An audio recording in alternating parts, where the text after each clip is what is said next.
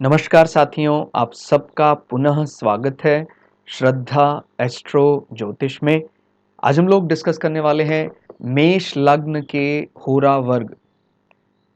अगर इससे पहले वाली क्लासेस आप देखेंगे तो वहाँ हमने ये बातें रखी थी कि भाई जब कभी भी हमारा जन्म समय है उसमें कुछ गलती होने की गुंजाइश रहती है तो हम चार मुख्य रूप से पद्धतियाँ होती हैं या चार विधाएं होती हैं जिनके ज़रिए शोधन करते हैं। हम वर्ग कुंडलियों में जाते हैं और वर्ग कुंडली में जो पहला वर्ग कुंडली हम मानते हैं वो D2। पहले तो D1 का हम देखते हैं, वो हमने उस क्लास में डिस्कस किया था कि D1 जन्म समय शोधन मुख्य रूप से क्या क्या देखा जाता है।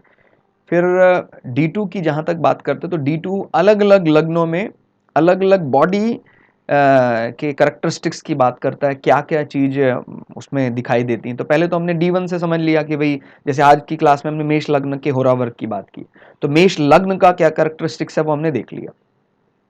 अगर अब मेष लग्न में भी सूर्य का हो रहा या चंद्र का हो रहा होने की गुंजाइश दिखाई देती है, तो कैसे इस बात को हम डिफरेंशिएट कर सकते हैं उसके दशाओं के पैटर्न से, या दशाएं आ रही किस प्रकार से उसके लिए कम एफर्ट लगाने पर ज़्यादा उसको फल मिल रहा है। क्लियर हो गया। जिस प्रकार से जो हम लक्ष्मी त्रिकोण को देखते हैं वो कुछ कुछ चंद्र की होरा समान माना जाता है, और जहाँ विष्णु हाउसेस की बात करते हैं माने केंद्र, वो सूर्य की होरा के समान माने, यानी यश तो देता है सूर्य की होरा, लेकिन सूर्य की होरा ज्यादा मेहनत करवाता है। ठीक हो गया। तो ये अंतर आपको ध्यान रखना है। इसलिए सामान्यतः एक नियम बन गया है, ऐसा नहीं कि सदैव ये नियम पर ही आपको अटल रहना है। एक सामान्य नियम बन गया कि भाई चंद्र की होरा में अगर ग्रह होते हैं तो अच्छा एक प्रकार से माना जाता है। एक जैसे माँ का नर्चरिंग नेचर है, माँ का केयरिंग नेचर है, वो चंद्र की होरा दिखाता है। और उसमें अगर बृहस्पति जैसे ग्रह बैठ जाते हैं तो कहना ही क्या। ठीक हो गया। क्योंकि वो धन के लिए देखा जाता है। वैसे भी कर्क में बृहस्पति उच्च का माना जाता है। शुक्र भी बहुत इंजॉय करते हैं। कर्क जो राशि का स्ट्रक्चर है उनको शुक्र बहुत इंजॉय करते हैं। ठीक हो गया भाई। भवन की सुख की बात करने वाला, वाहन की बात करने वाला 4 नंबर है, तो शुक्र को बहुत भाता है। ठीक हो गया। अगर मान लो ऐसा नहीं भी है, कहते हैं शुक्र हमारा तो वैसे बहुत बली है हमारे D1 चार्ट में, लग्न कुंडली में, लेकिन हमारा शुक्र जो है हमारे होरा में, सूर्य की होरा में है, कोई दिक्कत नहीं है। आप उसके लिए खुद से एफर्ट करेंगे, खुद से उस संपदा को बनाएंगे, जी तोड़ मेहनत करके बनाएंगे। लेकिन आप अंतर समझ रहे हैं। आदमी थोड़ा सा मतलब उसको क्या क्या लगता है कि अब मैं ज्यादा धनी बन गया हूं। कब? जब उसको कम मेहनत करनी पड़ती है, कम एफर्ट लगाने पड़ते हैं। धनी हो सकता है दूसरे वाला व्यक्ति ज्यादा हो, जो पूरे दिन ऑफिस में लगा रहता है, लेकिन वो कार्य को छोड़कर जो आने वाला धन है उसकी कल्पना में लगा रहता है। भी अब जैसे ही मुझे कुछ नहीं करना पड़ेगा, मुझे धन आना शुरू हो जाएगा, इसका माने मैं धनी हो गया हूं। तो जब कुछ नहीं करना पड़े और धन आने की जो कल्पना है, ये चंद्रमा से ज्यादा मैच करने वाली बात है। लेकिन सूर्य को तो भाई वो तो पिता है, और पिता या जो एक पिता का एक बाय डिफॉल्ट प्रॉपर्टी होता है, थोड़ा सा वो स्वभाव में ज्यादा एक जैसे माँ के स्वभाव में एक उनका चंचलता है, और पिता अगर थोड़े से अनुशासित ना हो, थोड़े से उनसे उनसे अगर मैं क्रूरता का ना हो, क्योंकि उनको बाहर डील करने के लिए बाय डिफॉल्ट जाना जाता है पिता को, बार बार उस चीज को लिए। तो ये सूर्य की प्रॉपर्टी है बाय डिफॉल्ट कि थोड़ा सा तो उनके अंदर अनुशासन और क्रूरता होनी चाहिए। ठीक हो गया। या कह सकते हैं सदृढ़ होकर काम करना, दृढ़ता होनी चाहिए। और चंद्रमा में एक प्रेम और केयरिंग नेचर ये होना चाहिए। पिता भी हो सकते हैं, उसमें नहीं आपको फंसना है। और मैंने ये भी देखा है कि कई दफा कई व्यूअर्स चैनल में कुछ चीजों को देखकर बड़ी जल्दी प्रभाव में आ जाते हैं। माने धनात्मक प्रभाव तो अच्छी बात है, ऋणात्मक प्रभाव में भी आ जाते हैं। उसमें नहीं पढ़ना है। कल जैसे हमने एक विचार उसमें कम्युनिटी में एक विचार रखा था कि भाई जो मंत्रों का अनुष्ठान होता है वो ऐसा नहीं है कि वो दूसरे जो आधुनिक देश है वहां नहीं होता है, वहां भी होता है। लेकिन पता नहीं कुछ व्यूअर्स ने उसको शायद गलत डिकोड कर लिया। इसलिए पूरा समझें। हमें भगवान ने जो बुद्धि दी है, देखिए अपने का स्वाभिमान होना चाहिए, दूसरे का सम्मान होना चाहिए।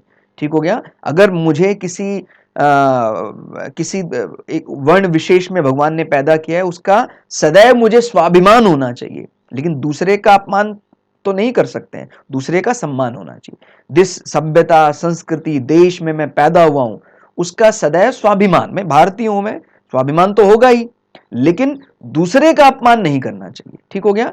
तो अपना स्वाभिमान, दूसरे का सम्मान। जैसे मैक्स मुलर के बारे में पढ़ते हैं, तो मैक्स मुलर ने इतना ज्यादा शुरुआत में भारतीय सभ्यता के बारे में, वेदों के बारे में इतना ऋणात्मक बोल दिया, नेगेटिव बोल दिया।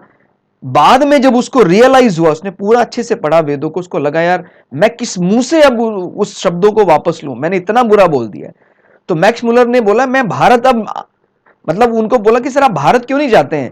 कहता मैं अब मुंह दिखाने के काबिल नहीं रहा, कैसे मैं जाऊं, इतना मैंने बुरा बोल दिया है भारतीय सभ्यता के बारे में। तो आप समझ रहे हैं, मैक्स मुलर जो कभी भारतीय संस्कृति वेदों का कड़ा विरोधी था, खंडन करता था, वो जब उसने वेदों को पढ़ा, उसका जो निचोड़ उसने निकाला, उसके बाद समझ में आया कि इससे तो ये तो मां है सारी सभ्यताओं की, इसकी एक्सेप्टेंस पावर इतनी ज्यादा है, सबको एक्सेप्ट करती है, ये मूर्ति पूजा में मानती भी है और मूर्ति पूजा से ऊपर भी है।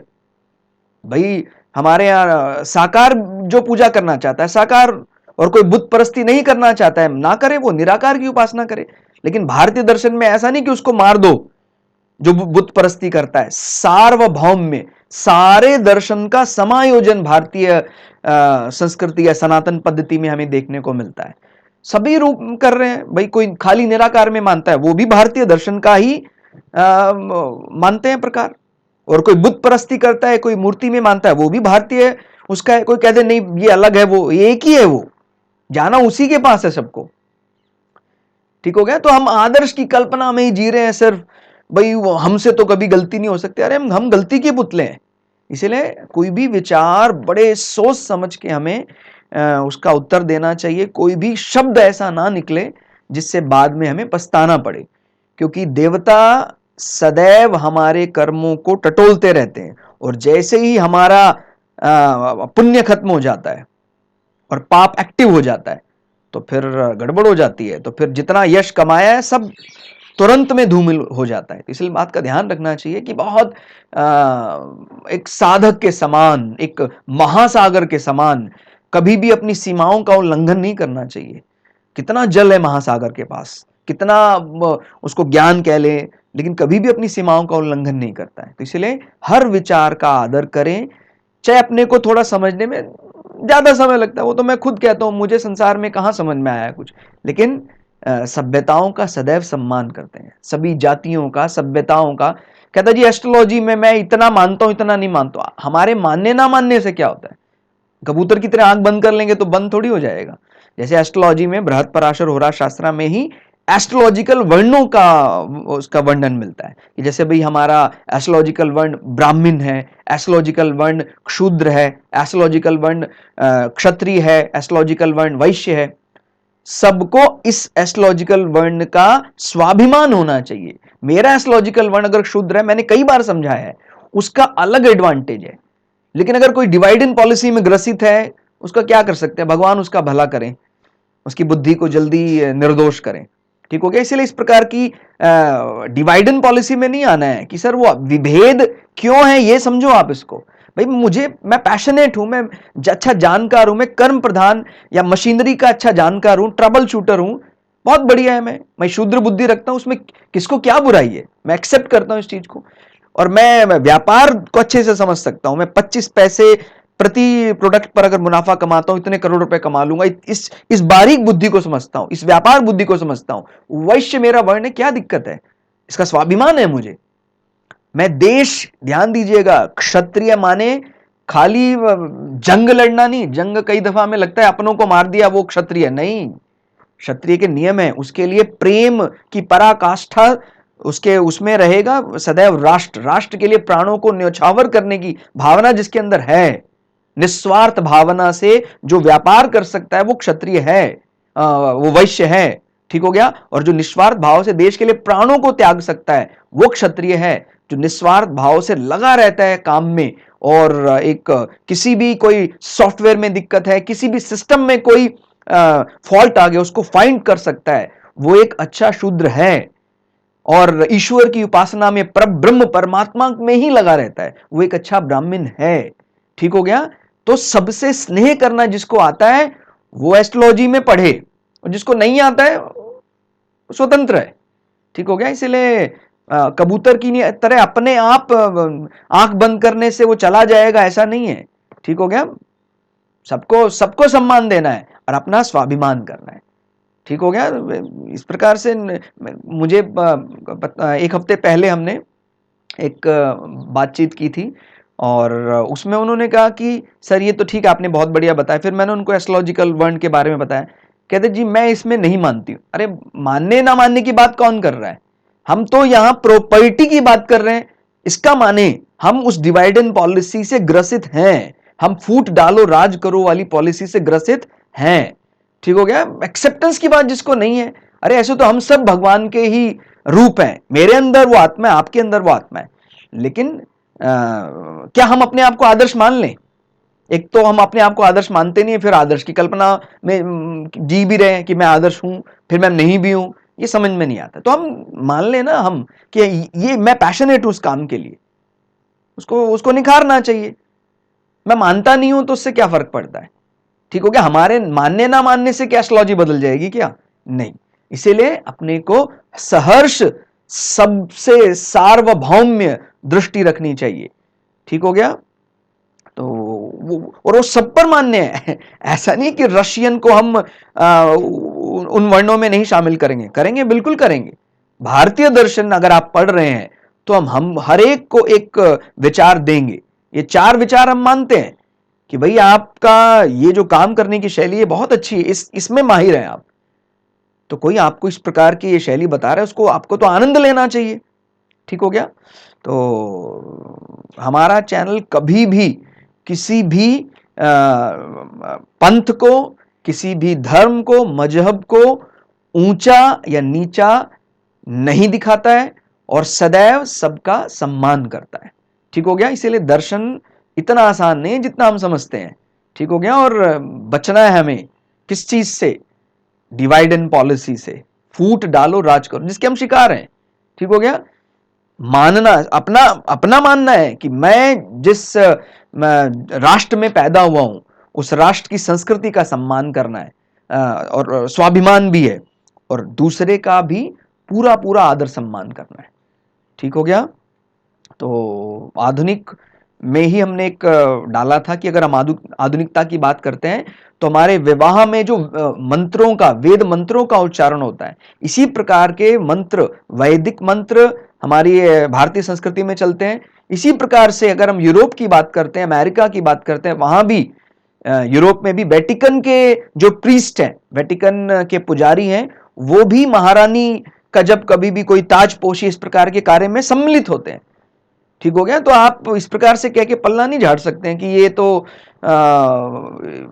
तो इनका कोई अर्थ नहीं समझ में आता है, हम तो आधुनिक हो गए हैं, हम तो मॉडर्न हो गए हैं। तो जिस स्टैंडर्ड को मानकर आप मॉडर्न हुए हैं, वहां भी इस प्रकार के देवताओं के अनुष्ठान, होली वाटर, होली जल का वर्णन मिलता है। ठीक हो गया। इसलिए अधूरा ज्ञान बड़ा खतरनाक होता है, पूरा पढ़ना चाहिए।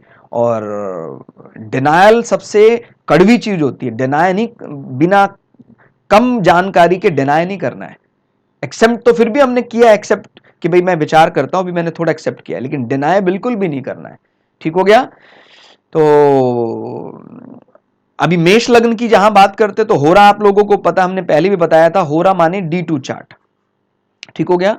और सामान्यतः हम चंद्रमा की होरा में ये समझते हैं कि भाई जैसे लक्ष्मी त्रिकोण का बल होता है 1 5 9 का, ऐसे ही चंद्रमा अर्जित पुण्य की बात करता है, या कम में ही कम एफर्ट्स में ही उसकी दशाएं हमें फल दे देती हैं। इसी प्रकार से बृहस्पति अच्छा माना जाता है चंद्रमा की होरा में, और शुक्र भी अच्छा फल देते हैं। ठीक हो गया। तो क्या क्या नियम है इसमें? और मुख्य रूप से जैसे ही हमने मेष लग्न के लिए होरा वर्ग तय किया, तो जो मेष लग्न वाले हैं, अगर उनको लगता है कि यार मेरा प्रथम होरा हो सकता है या द्वितीय होरा, तो वो ये अंतर भी कर सकते हैं। ये जो 2 लाइनें हैं ग्रीन में, उससे आपको पता लग जाएगा अब प्रथम होरा क्या है, द्वितीय होरा क्या है, वो भी आप यहाँ देख सकते हैं। हालांकि हमने प्रीवियस जो ग्रहों का गणित वाली क्लास है वहां उसको रिकॉर्ड किया हुआ है। तो होरा कुंडली से जातक को जीवन में मिलने वाले धन, सुख, वैभव, संपत्ति, भौतिक सुख सुविधाओं आदि का अध्ययन किया जा सकता है। ठीक हो गया।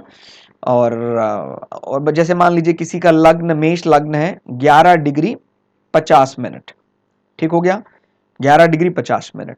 अब वो बोलता है कि हमें तय करना है कि इसका मेष लग्न है कौन सी होरा आती है। तो कहते हैं यदि लग्न में सम राशि हो, अभी कौन सी राशि है लग्न में? लग्न में ये विषम राशि है। कहते अगर सम राशि तो लग्न का मान 0 से 15 डिग्री तक हो तो होरा लग्न चंद्र का होगा, अगर यहां सम होती, लेकिन ये तो विषम है। ठीक हो गया। इसी प्रकार से यदि लग्न में सम राशि हो और लग्न का मान 16 डिग्री से 30 डिग्री, जहां अंश लिखा है इसका माने डिग्री तक हो, तो होरा सूर्य का होगा। समझ में आया आपको?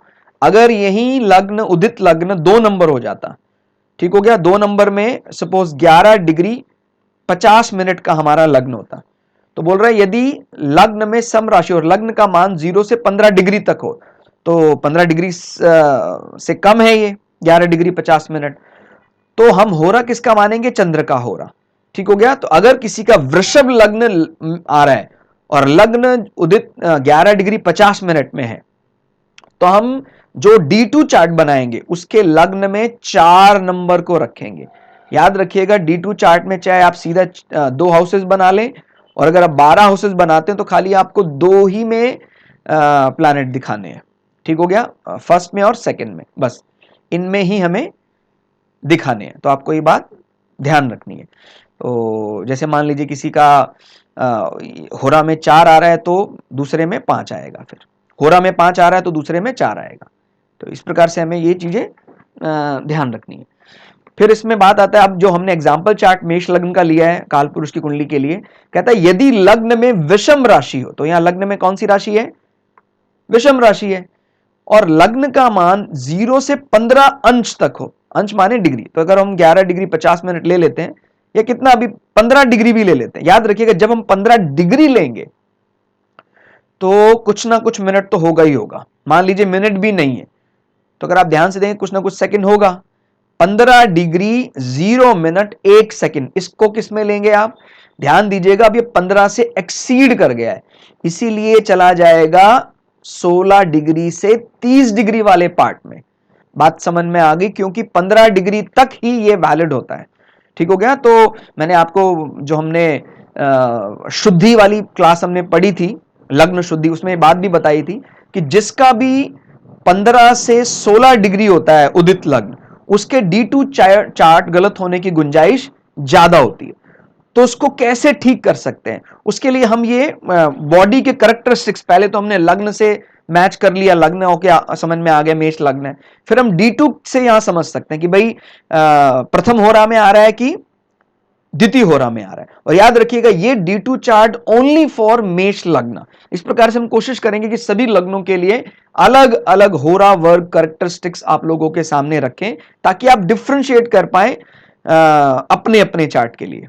ठीक हो गया। इसी प्रकार से D2 खत्म होगा तो फिर हम D3 की तरफ बढ़ेंगे, D3 खत्म हो जाएगा उसके बाद फिर हम D9 की तरफ बढ़ेंगे। ठीक हो गया। D9 के सबसे ज्यादा वर्ग प्रकार बनेंगे, क्योंकि वहां पर एक एक राशि को 9 में विभाजित करना पड़ता है। ठीक हो गया। तो ये बात आपको समझ में आ गई होगी कि जो हमने विषम राशि ली है वो अगर 15 डिग्री 0 मिनट 1 सेकंड भी है तो वो इस सेक्शन से जा चुका है और इस सेक्शन में आ गया है। ठीक हो गया। तो ये आपको समझ में आया। और अगर जैसे मान लीजिए 11 डिग्री 50 मिनट है जो हमने पहले भी बात की थी, तो फिर ये किस में आ रहा है? सूर्य का होगा। ये आपको याद रखना है, विषम राशि में जो पहला होरा होता है वो सूर्य का होता है, सम राशि में पहला होरा चंद्र का होता है। बस इतना ही ध्यान रखना है। और पहला होरा का कितना है? 0 से 15, भाई 2 माने 30 को हमने 2 में डिवाइड करना है, 30 डिग्री को, तो 15 15 के बनेंगे डिवीजन। ठीक हो गया। तो ये ध्यान रखना है, देखते ही आपको बनाने की भी जरूरत ना पड़े। किसी राशि में भी आप, जैसे मान लीजिए वो तो लग्न की बात कर रहा था, अभी कर्क राशि में देखा आपने सूर्य बैठा हुआ है, या यहां देखा आपने बृहस्पति बैठा हुआ है। ठीक हो गया, बृहस्पति की डिग्री आपने देख ली 18 डिग्री कुछ मिनट है, तो ये क्या है, सम राशि है। ठीक हो गया, सम राशि में देखिए प्लैनेट की डिग्री एक्सीड कर रही है 15 से ज्यादा, तो कौन सी होरा में जाएगा, फिर बृहस्पति सूर्य की होरा में चला जाएगा। ठीक हो गया, इसी प्रकार से कोई भी ग्रह की डिग्री किस राशि में, उस प्रकार से आप उसको होरा में रख दें।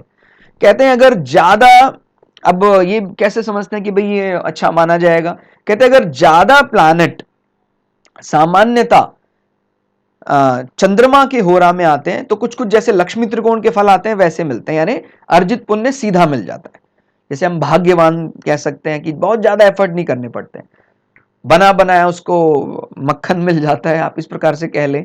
ठीक हो गया, इसमें जितना धनात्मक वाक्य उसको समझना है, ऋणात्मक नहीं समझना है। ठीक हो गया, मैक्स मूलर के बाद वाले जीवन को एक्सेप्ट करना है, मैक्स मूलर के शुरुआत वाले जीवन को, जब उसने वेदों में त्रुटियां निकाली उस जीवन को एक्सेप्ट नहीं करना है। ठीक हो गया, क्योंकि जब उसने सारा पढ़ लिया तो सम्मान करना आ गया उसको। ठीक हो गया, वैसे भी जो जानता है, जो जानता है वो सम्मान करता है, और जो नहीं जानता है वो अपमान करता है। ठीक हो गया, तो अपने को जानने वाली तरफ जाना है, ना जानने वाली तरफ नहीं जाना है। ठीक हो गया, कहते जी कौन अपशब्दों का इस्तेमाल ज्यादा करता है, कौन मतलब उसको चाहे जंगली जानवर से भी समझते हैं, जैसे हाथी जो होता है जिसके जो दांत जंगल में टूट जाते हैं, अब उसके पास क्योंकि रियल टीथ है नहीं तो वर्चुअलिटी में रहना पड़ता है, उसको ज्यादा क्रोध आता है, वो ज्यादा दिखावा करता है, लेकिन जिसके पास है वो दिखावा नहीं करता है। ठीक हो गया, इसीलिए हमें सच में बुद्धि से अमीर बनना है। ठीक हो गया, दिखावटी अमीर नहीं बनना है, सच में बुद्धि से अमीर बनना है। मैं बुद्धि की अमीरी की बात बता रहा हूं। कहता जी मैं तो कंगाल हूं, मेरी दृष्टि में वो व्यक्ति अमीर है। ठीक हो गया, तो ध्यान रखना है आपको, कब मेहरबान हो जाए ईश्वर हमें पता नहीं है, कब हमारे देवता हम पर मेहरबान हो जाए कुछ पता नहीं इस चीज का। तो इसलिए अपने अपने आप को नहीं खोना है, जो सबसे महंगी पूंजी हमारे पास वो हम ही तो हैं। ठीक हो गया, इसलिए सस्ते लालच में अपना जबान, अपने शब्दों को खराब नहीं करना है। ठीक हो गया, सस्ता जीवन तो कोई भी जी सकता है। कहता है सर थोड़ा व्यापार में ऐसा गंदे शब्द बोलने पड़ते हैं, तो क्या हम इतने ज्यादा कमजोर हैं कि दूसरा हम में बदल देगा? नहीं नहीं भाई, व्यापार में भी तो हम अच्छा बोलकर व्यापार कर सकते हैं। जरूरी है क्या हम अपशब्द बोलकर ही दूसरे को काम करवाएंगे? कई दफा मैंने ऐसा सुना है, व्यापारी वर्ग बोलते हैं कि भाई सर काम करवाना है तो अपशब्द भी बोलने पड़ते हैं। तो ऐसा नहीं है भाई, हम अगर थोड़ा सही शब्द बोलेंगे तो यही होगा ना, काम थोड़ा धीमे होगा, एक्सेलरेशन धीमे हो जाएगा, लेकिन हम अपना जीवन थोड़ी खराब करने वाले हैं। फिर क्या है, दूसरा अपने को कंट्रोल करने लग जाता है। अगर उसके लिए आपने अपने आप को बदल लिया, मतलब आपकी आइडेंटिटी क्या है? कुछ भी नहीं है, वैसे है वैसे रहना चाहिए। ठीक हो गया, सत्यता में, धर्म में जिद किसकी करनी है? अपने को। जिद अच्छी चीज होती, लेकिन कब कहां करनी है? धर्म में जिद करनी है। ठीक हो गया, तो ये आप लोगों को समझ में आ गया होगा। ये एक विशेष बात है हमें ध्यान रखनी, विषम राशियों में, जैसे हम बोलते हैं ना ज्यादा डिग्री प्लैनेट है तो कब कहां अच्छा हो सकता है, कम डिग्री प्लैनेट, तो बोल रहे विषम राशियों में अधिक अंश यानी अधिक डिग्री, और सम राशियों में कम अंश सामान्यता होरा वर्ग में अच्छा माना जाता है।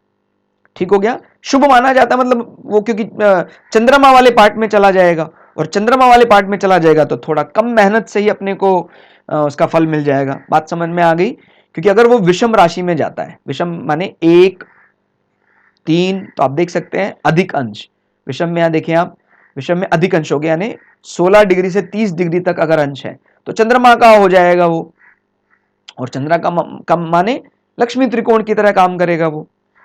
ठीक है, तो सामान्यतः लक्ष्मी त्रिकोण में शुक्र, या कहें जो चंद्रमा की हो रहा है वहां शुक्र, बृहस्पति, इस प्रकार के प्लैनेट, बुध अच्छा फल देते हैं। और अगर कोई मैलेफिक प्लैनेट सन, मार्स, वो सूर्य की होरा में जाते हैं, अच्छा फल मिलता है। अच्छा फल मिला, मैंने आपको समझा दिया किस प्रकार, किस दृष्टि को हम यहाँ फिलहाल अच्छे की श्रेणी में रख रहे हैं कि भाई धन आ रहा है। कि सर आप कितने घंटे काम करते हैं? कि सर मैं थोड़ा कम करता हूं लेकिन धन आता है। दूसरे वाला हो सकता है उससे ज्यादा धनी हूं, लेकिन वो थोड़ा व्यस्त ज्यादा रहता है। अपनी अपनी चॉइस है। तो बाय डिफॉल्ट हम इस चीज को अभी फिलहाल ज्यादा अच्छा मान रहे हैं कि धन आ रहा है चंद्रमा की होरा को। इसलिए वो बोल रहा है कि विषम राशियों में अधिक अंश और सम राशियों में कम अंश होरा वर्ग ये सिर्फ D2 चार्ट की दृष्टि से अच्छे माने जाते हैं, क्योंकि चंद्रमा की होरा में चले जाते हैं। और फिर हम इसके बॉडी सिम्टम कैसे मैच कर सकते हैं? अब देखिए, अगर वो मेष लग्न में प्रथम होरा में जाता है, यानी उदित लग्न किसका है? मेष है, उदित लग्न 15 डिग्री के भीतर है, 11 डिग्री 20 मिनट, 11 डिग्री 13 या 10 डिग्री 13 मिनट, जो भी है 15 डिग्री से नीचे नीचे तक है। तो उसका प्रखर नेत्र होंगे, आंखें बड़ी उसकी प्रखर होंगी। वैसे भी सूर्य की होरा आ गई है अभी, और दिखने में बेहद उज्जवल, ठीक हो गया। और भगवान सूर्य नारायण है, थोड़े से राजा है, वो थोड़ा कठोरता तो बनती है उनके ऊपर। राजा को बहुत ज्यादा लिबरल भी नहीं होना चाहिए। कहता ये राजा तो कोई भी कुछ भी इसके साथ खेल लो, आप कुछ नहीं, बुरा नहीं मानता है। ऐसे थोड़ी प्रोटोकॉल होते हैं। राजा तो राजा ही होना चाहिए। राजा कभी अपने मौज में है वो अलग बात है, लेकिन राजा के अंदर थोड़ा सा कठोरता भी होनी चाहिए। और हरफन मौला, हरफन मौला कभी आया राजा है वो, तो इस प्रकार का बर्ताव प्रथम होरा में ज्यादा होता है। ऐसे सभी के अलग अलग हो रहा है, वो हम स्टडी करेंगे। फिलहाल अभी मेष लग्न की प्रथम होरा की बात कर रहे हैं। द्वितीय होरा में तार्किक बुद्धि आ जाती है। जैसे कुछ कुछ अभी तार्किक बुद्धि किस प्रकार की है? ये चंद्रमा हालांकि स्वभाव से चंचल है, बट उसको सभी चीजें एकत्र करनी पड़ती है। वो एक अच्छा कलेक्टर है, ठीक हो गया। सूर्य और चंद्रमा के अगर अंतर में जानते हैं तो एक, जैसे महिला को घर के चीजों को समझना अच्छे से आता है, ठीक हो गया। और तर्क में भी वो छोटे छोटे चीजों को अच्छे से जानती है, ठीक हो गया। और पैर और उंगलियां विकसित होती है मुख्य रूप से, ठीक हो गया। पैर और उंगलियां, जैसे उंगलियां जो अच्छी लंबी उंगलियां अच्छी मानी जाती हैं, ठीक हो गया। और चतुर्बुद्धि मानी जाती है, ठीक हो गया। तो ये दूसरी होरा का प्रभाव होगा। यानी अगर मेष लग्न में कोई 15 डिग्री से एक्सीड कर जाता है, 15 डिग्री चाहे 1 मिनट भी है, 15 डिग्री से ज्यादा से लेकर 30 डिग्री तक है, ध्यान दीजिएगा 15 डिग्री एक्सीड करना चाहिए, तो वो दूसरी होरा में आएगा। दूसरी होरा के ये हमने बॉडी सिम्टम बताए। तो आप D2 से भी क्रॉस वेरीफाई कर सकते हैं कि ये चार्ट, उसका जो जन्म समय है वो सही है या नहीं। इस प्रकार से हम कोशिश करेंगे धीरे धीरे सभी लग्न के होरा वर्ग और सभी लग्न के दृष्टिकोण और सभी लग्न के जो नवमांश हैं उनके ना बॉडी सिम्टम समझाने का प्रयास करें, ताकि हमारा चार्ट में अगर गलती की गुंजाइश भी है कि ये 8वां है या 9वां नवमांश है, तो वो हम उसके बॉडी सिम्टम से भी क्रॉस वेरीफाई कर सके। तो दोस्तों आज के लिए इतना ही। बड़ा अच्छा लगता है आप लोगों का सहयोग निरंतर इसी तरह मिलता रहे, और हम गणित के साथ साथ फलित भी, और फलित के साथ साथ ज्योतिषीय दर्शन भी शेयर करते रहेंगे। और आप लोग भी तीनों ही विषयों को, मतलब गणित भी समझे, फलित भी समझे, और कर्म किस प्रकार से करना है, ज्योतिषीय दर्शन क्या है उसको भी जाने। तभी हम ज्योतिष की सारी दृष्टि को ला पाएंगे। और एक्सेप्टेंस की बात सदैव करें, डिनायल की बात कभी भी ना करें, ठीक हो गया। क्योंकि बड़ा दुख होता है बाद में जब हमें समझ में आता है कि हमने कम बुद्धि से चीज को डिनाय कर दिया था, ठीक हो गया। सब कुछ ईश्वर ने ही बनाया है इस संसार में। किसी भी, देखिए पूर्वजों का सम्मान भी करना है, लेकिन उसी रीति को सदैव पकड़ कर रख, जिसको क्या बोलते हैं रूढ़िवादी, उसमें भी नहीं मानना है। अगर हमें लगता है कुछ नया विचार मिलता है उसको भी हम बदल सकते हैं, बदल ही रहे हैं, ठीक हो गया। तो क्या चीज सबसे ज्यादा महंगी है? हमारे जीवन का सदाचार, आचरण अच्छा होना चाहिए। अगर आचरण अच्छा है, ईश्वर सारी बाकी की गलतियां क्षमा कर देता है। तो इसी शुभ कामना के साथ कि हमारा जीवन लोक में भी और परलोक में भी सार्थक हो। मिलते हैं अगली क्लास में, तब तक के लिए जय श्री भगु पराशरा, जय श्री शुक्राचार्य, नमस्कार।